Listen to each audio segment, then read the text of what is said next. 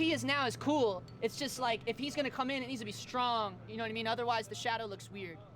What is up, folks? Doing something a little different here today. We're not gonna have a whole lot of FaceTime. I got the headphones on, looking like a dweeb, but we're gonna be diving in here and looking at this short film that I was the cinematographer on. This was a 3-day short. This was a really cool opportunity. So I do want to right out the bat just thank the camera department and my G&E team, because we did have a pretty cool little G&E team. So my camera department was Jimmy Grobe, who was my first AC. We had Miguel, who was our BTS. Matt Leo was our second AC. Justin Benavides was my DMT, aka Media Wrangler. So this is a thing where on most productions, I see it all the time on the job boards, people confusing a DIT with a DMT. It drives me crazy. No, a DIT is someone that is helping the DP monitor exposure and colors and the LUT and all of this throughout the day. So anytime you see DIT, 90% of the time they're actually looking for a DMT, which is a digital media technician. That is a media wrangler. A DIT is a digital image technician. Two separate jobs, very different job descriptions. So maybe if we all work together, we can educate our community. Okay, but anyways, Justin Benavides was our DMT on that. Our executive producer was Bruce Wyman. Director was Lisa D'Souza. And we had an awesome G&E team thanks to the homie David Goodman of Goodman Grip and Light right here in Los Angeles. My key grip was Daniel Gomez, and our swings was Maya Blades and Thomas Pierce. So shout out to all of them, as well as everyone that I didn't mention, because it was a lot of people I had never worked with before. Now, I do want to start right away and say I'm going to walk you guys through this color grade, because the reason why is I get so many questions about how I go about color grading the RED Komodo footage, the R3D RAW. How do I go about dealing with my red-green color blind that I have? I'm going to show you guys all of that. But the first thing is that I was not the editor on this, okay? I just have the raw footage on my own drives. I was working with an offline editor with this, right? Now, again, I'm not the director. I was only the cinematographer, right? But as a cinematographer, I do push as part of my contract that, hey, I need to be able to be the one responsible for the color grade, because too many times in the past, I've let it slip and I've just go on people's word. We promise we'll let you color grade it. And then all of a sudden it's released to the world and you're like, what happened? Now, the reason why I have a big problem with this is because most people either color grade in Premiere and they don't get the results. But the biggest problem that I have a problem with it is because certain things I shoot a certain way on the day, knowing that I can preserve the image or the shot because of the techniques and things that I do in post-production, right? That's the biggest reason why I get so annoyed when people don't let me color grade it. You know, I also do have a certification, not only working with RED Digital Cinema, RED Code Raw footage, but also certifications with Resolve that are available to all of you as well. So because of that, and I don't know who these people are that are color grading my stuff, but again, they were not there on the day. So that's the biggest problem I have. And this is the reason why bigger productions, again, have a DIT, a real DIT, a digital imaging technician, because they're all monitoring the look on the day together, because they know they're going to sit in with the colorist. That's how real Hollywood does it. Now, unfortunately, if you're at a Dog Times level, you're not doing it like that, right? So anyways, the editor, as you can see here, now this is the edit page. Now, this was shot on Anamorphic, okay? And as my Patreon all knows, I did quite a few days in the pre-production process, my own pre-production process. Again, those are things that I, account for in my quote. And you'll see that this reference video on the left-hand side is not de-squeezed, whereas my actual clip is. Let me talk you through this. I shot this on the RED Komodo with the Aivascope, the 1.5 times amber-coated Aivascope. I think the 4th edition. It was the latest edition right before they jumped to the 1.75 times Aivascope. And my taking lenses with this was only 3 taking lenses, okay? And I've gotten questions about this recently, so we're gonna knock this out. My standard lens was the Leica 60mm. My wide lens was the Voltlander 40mm f2, and my close-up lens was the Voltlander 90mm APO 2.8, right?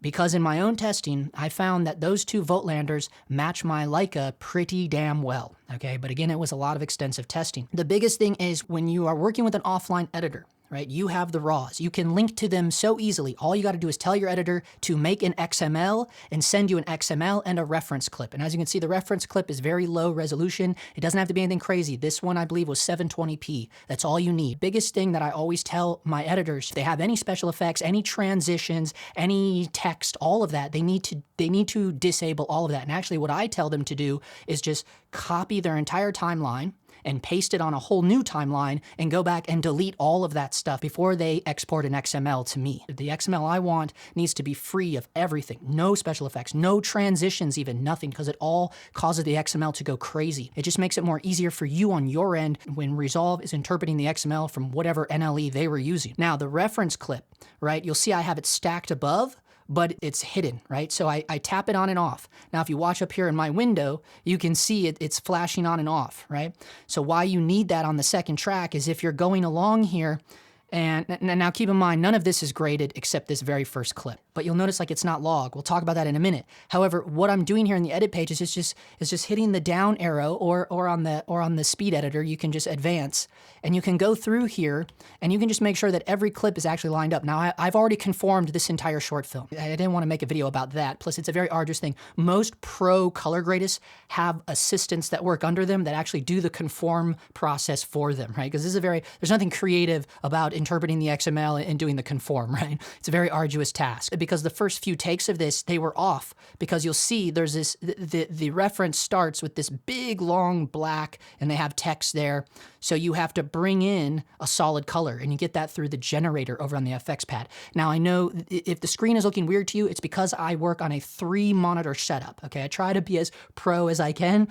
So you're only gonna be able to see the main monitor, but that's fine. But you just drop in the solid color. It's under Toolbox, it's in generators, and it's called solid color. And you just drop that in, right? And you will have to rebuild the transition, right? It's just a simple cross dissolve, you rebuild that. So not only do I have the reference down here on track 2, or I'm sorry, for this, it's track 3, and then always keep one gap. Keep a gap between your raw XML and the reference because you're going to need that later on if you need to pull a clip up and readjust it for timing, okay?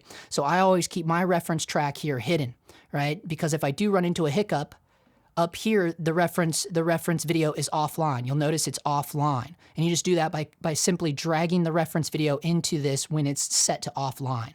And then literally you can go through here. The right-hand side is the actual RAWs with the XML interpretation. And on the left-hand side, we have the offline reference, right? And again, the offline reference is not de-squeezed. So now let's jump into project settings and I'll talk to you about what a proper timeline resolution is for a 1.5 times anamorphic squeeze, right? So we'll start here with the master settings.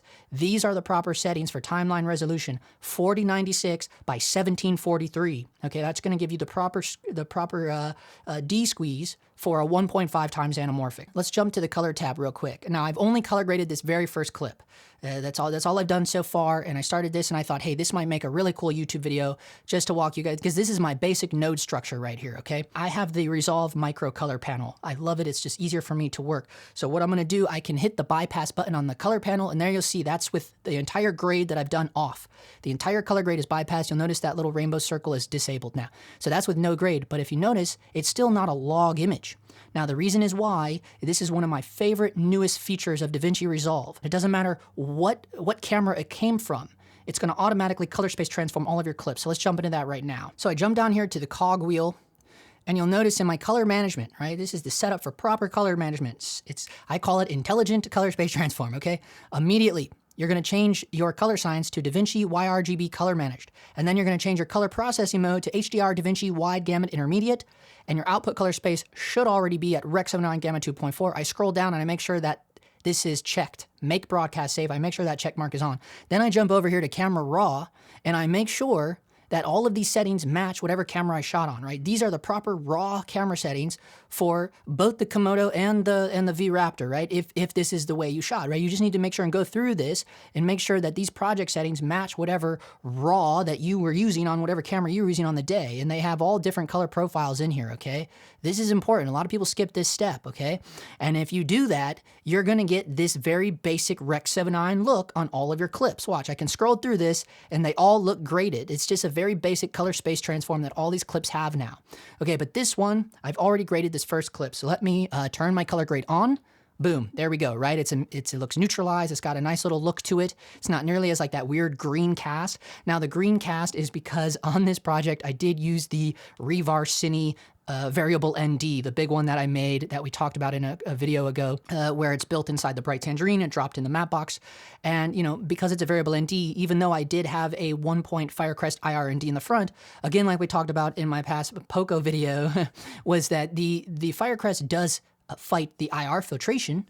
However, it's not going to change the color shift that a variable ND gives you. You say, well, why did you use variable NDs, Justin? Well, again, even though we had a little, little tiny team on this, however, it was still very fast paced. Okay, we did a lot of setups in one day. This was a 12-minute short film that we did in 3 days, and every day had 2 or 3 different locations, okay? And you're talking about making location moves in Los Angeles, right? And you'll see we had beautiful locations on this. So again, shout out to our executive producer on this, Bruce Wyman. We had wonderful locations on this. But again, we were able to pull off this stuff that most people would need a lot more gear and crew to do so. But because of that, I was finding ways where I could jump corners, right? And using the variable ND was just one way to, we're already dealing with the Aivascope, right? Which didn't slow us down at all, by the way. It didn't slow us down. The best thing about using the Aivascope that no one talks about is because you only have to calibrate that thing one time in the morning, right? You never have to calibrate it ever again throughout the day. And that's kind of the beauty of the Aivascope. You can swap the taking lens as many times as you want. Your taking lens is set to infinity. I had perfect infinity focus because I used the Kippertie adapter, right? So that was not an issue. Both the Voigtlanders and the Leica were all hard converted to EF mount, thanks to the CMOD mount conversions. Okay, so I had perfect infinity focus. So the Aivascope did not need to be recalibrated ever. You just calibrate it once in the morning. That wasn't going to slow us down. And also knowing that I was going to use that big Revar Cine variable ND, I knew that was not going to slow us down because this is a lot of day exteriors. Look, if I scroll through this footage or show you looking at the BTS, it is a lot of day exteriors. The majority of this film. In fact, the whole reason why I chose to use the Aivascope is the first draft of the script was all exterior, right? It wasn't until we got into pre-production process and we lost one of our locations where we had to change an outdoor restaurant patio to an indoor restaurant. And that was actually in a studio. We made a fake graveyard. That's a shout out to David Goodman's team. He had an awesome prop truck. Forgive me, I can't remember the names of everybody. We had an awesome team. I can't show you everything, obviously, but I am going to show you a little sneak peek of the restaurant. Okay, right here. We'll back up so the guy's not in front of us. Okay, I like to do that. That's an old trick. Get someone to cross frame. It's nice while you're moving on the dolly. And that's a studio, actually. Okay, so let's jump back to our first clip and we can talk about this some more. So yeah, the color space transform is wonderful to get us somewhere here. But now how do I go from there to this? So this is my very basic node structure. This is how I do everything. I try my best on the day to get as close as I can with my camera settings and the filtration and all of that I chose. After that, I just try to correct it for weirdness like the Revar Cine variable ND gives us. I do a little bit of LUT using only on big projects like this because LUTs do make your life a little easier, but I'm going to show you a trick where I don't really use the LUT. It's really just, it's like a veil. Okay, but let's back up here a little bit because I'm getting ahead of myself. The first thing is people always ask me, so I just turned the grade off, right? Grade's off now. So people ask me all the time, what about your red-green colorblind? Well, obviously, if you guys know, you subscribe to the channel, I get it as close as I possibly can on the day with my Sekonic 800, right? We all know that much at this point. People have reached out to me, multiple people have reached out to me and told me that they have invested in the Sekonic 800. Most people are loving it, and it is a really nice thing, especially if you're using multiple different lighting fixtures from different manufacturers on your jobs, right? Because not all of them are identical. Okay, but here we go. Even if they are identical, like a brand new aperture light versus a 5-year-old aperture light, those color temps are going to be very different, okay? Because long hours on LED changes the color temp. Okay, these are things people don't talk about. Okay, but again, I'm a little bit of a nerd. That's why my Instagram handle is Kid Tech, because I look and sound like a kid and I'm obsessed with tech, right? We've all talked about that before. Okay, so you'll notice here I have 2 different timelines, right? Go 3 is my main timeline with the XML. But you'll notice I have one in here. This is a different timeline. I should have renamed it to be called charts because this is all my color charts, right? This is the data color checker passport video or whatever it's called. I don't know what the actual name of it is. It's something like that. It's some combination of that. So these are all my charts, right? I use all of these on set. These save my life in terms of a very basic exposure and very basic color to jump off from, okay? So let's jump to the one that I use. So this is the shot that we just looked at on the other timeline. This is it, right? So if I turn, you'll see the chart with the grade off. There you see the chart with the grade on, right? It's a very basic fix. It has your exposure values, the color chart, and it has the gray card. The gray card is what I use personally as being someone who has a red-green colorblind. That color chart is for the color picker. You drop that color picker on the gray card, well, now you're going to have very neutral skin tones. And I had a conversation with this gentleman right here in the shot, actually. This is our second AC. Shout out to Matt Leal. He's one of our longtime running members of the Dog Times Patreon. We toss screen grabs back and forth to each other when we're color grading our own projects, and we kind of have each other evaluate things. And I was having a conversation with him today about the vector scope. So we might get a chance to tap into that here maybe later on, I don't know, or maybe in a separate video, right? The gray card is specifically there for skin tones. And then if we talk about this exposure card, now that one's really far away, but I still managed to do it. So this is what you do, you know. It's going to be grainy and nasty, but you can take your mouse here and you can zoom in on this shot, right?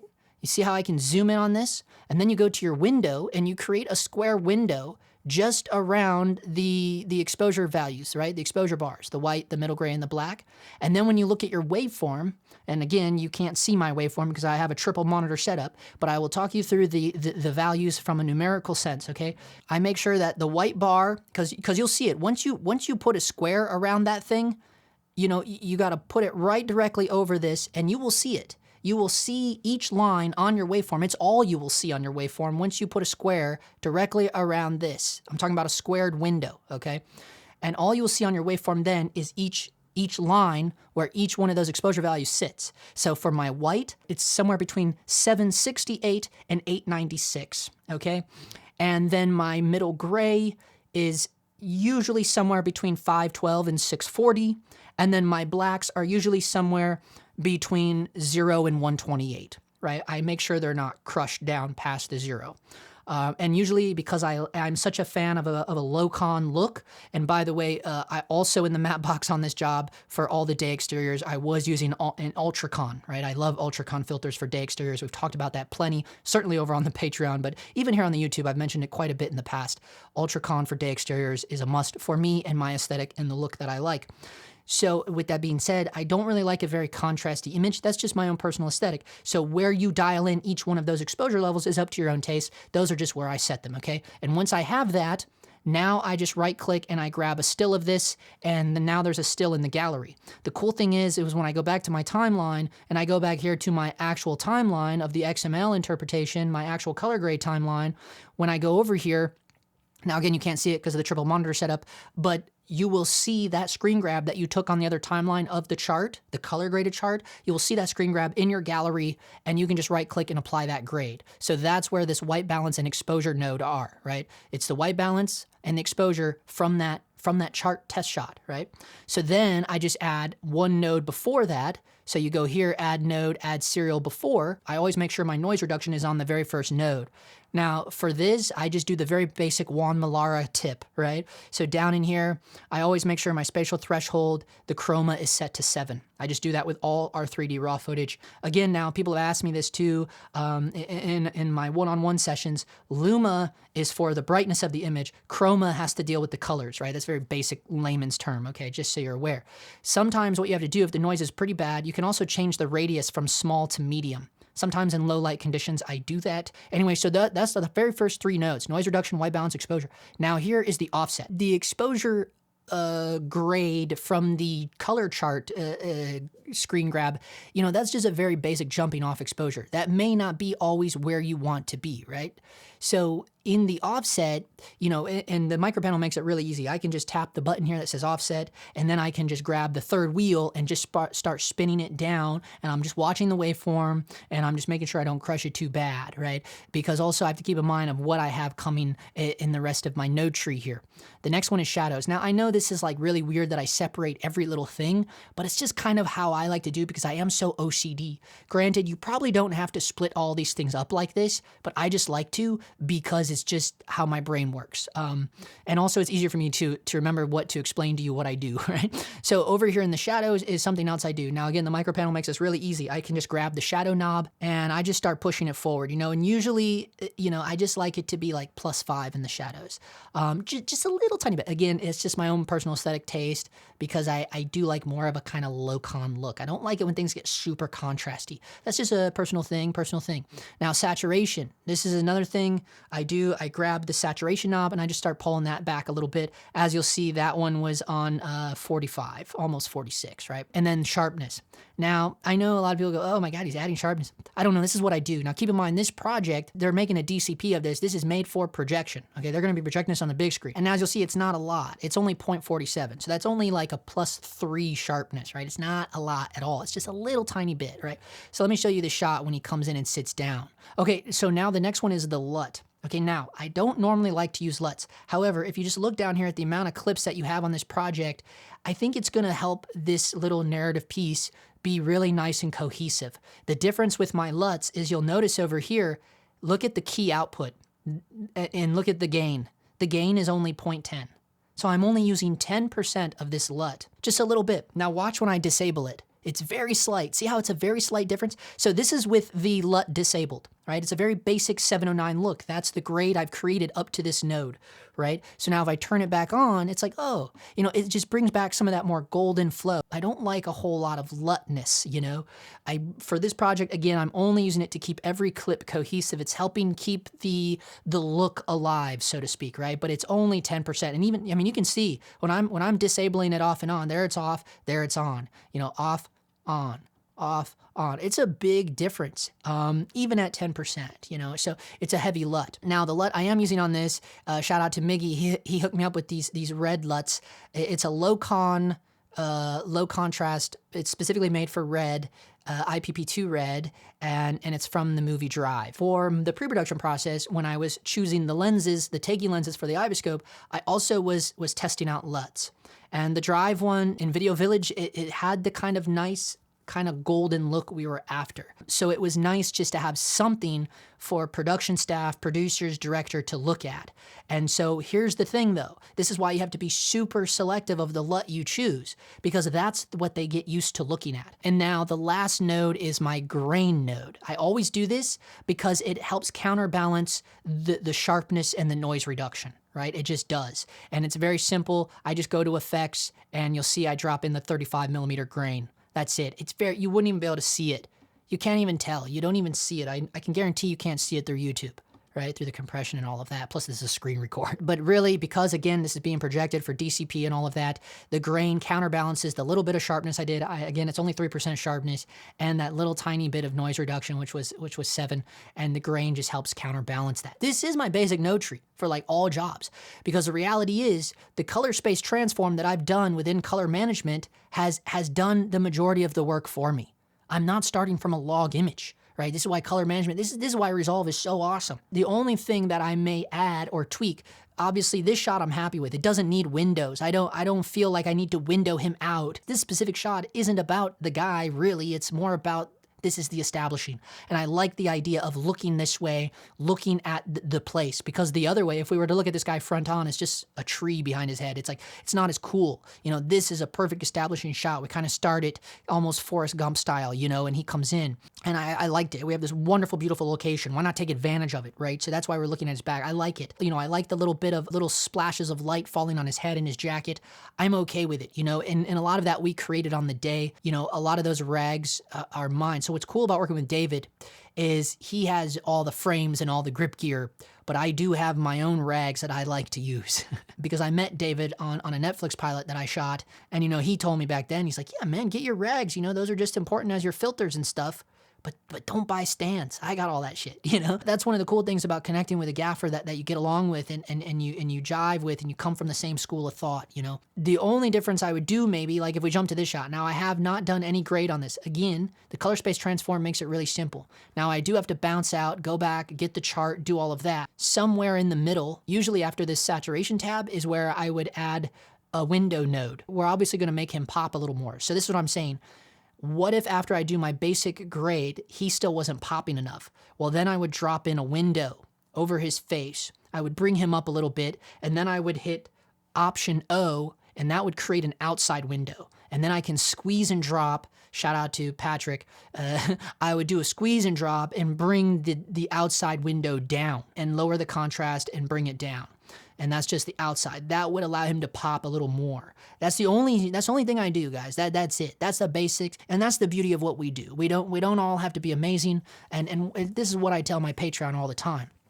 Guys, I am 38 years old. I've been working in this industry since I was 18, okay? That's a very long time. That's 20 years. That wasn't 20 years in the camera department, no way. For those of you that know my background, I was an actor for a very, very long time. I've only been doing cinematography for the past 5 years, okay? But some people look at that and they go, how did he excel so fast in cinematography? But it's because of having the right attitude and being a true team player, being a true collaborator, and being genuine and real, right? Those are things I pride myself on.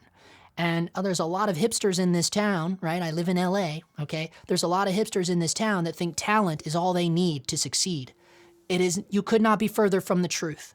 No one cares how talented you are if you're a piece of shit to work with. Nobody cares how talented you are if you don't know how to collaborate with people. Nobody cares how talented you are if you don't know how to be real with not only other people, but more importantly, real with yourself, okay? These are all qualities that I pride myself on. Every day I strive to be as genuine and as honest as I can. And a lot of people in this town, they're not up for that task, right? But I'll tell you right now, that is the secret to success. Stop being so hard on yourself about how talented you are and start being harder on yourself of what kind of human being you are, right? That's it, baby. That's it. So thank you all for watching. If you are down into these kinds of videos, this is the kind of shit we do over on the Dog Times Patreon. So I'll leave a link down below. Shout out to all of our Patreon members. I got to give a shout out to this month's Patreon producer, who is David Carroll. As always, thank you for all the support, and that is a wrap.